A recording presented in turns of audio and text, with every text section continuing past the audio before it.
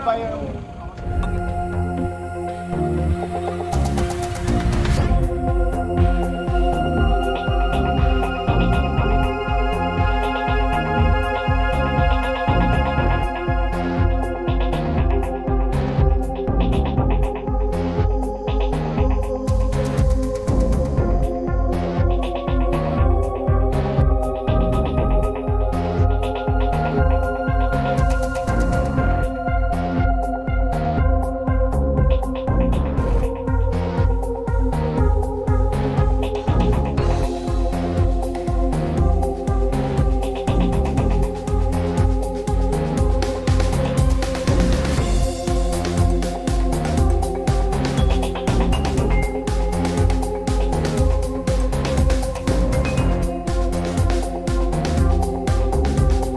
Marami kaming transaction. Kunyari, ako po kasi ang trabaho ko is, ako yung owner, ako din yung nagla-live selling.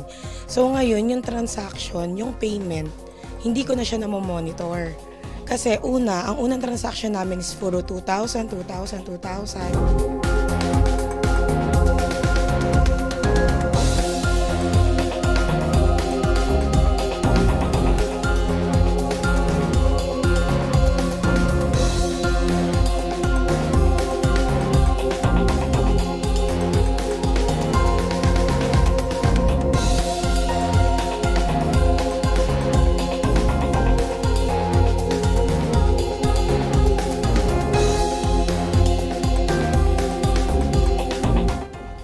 Meron 37 na fake receipt. Yung last nga po, although identified na nga na fake yung mga resibo, ito pong ating suspect is patuloy pa na pinipilit na ipa-deliver itong sabi niya na nabayaran niya na halagang 80,000 dito sa ating biktima na naging dahilan ng ating pagpaplano ng entrapment operation.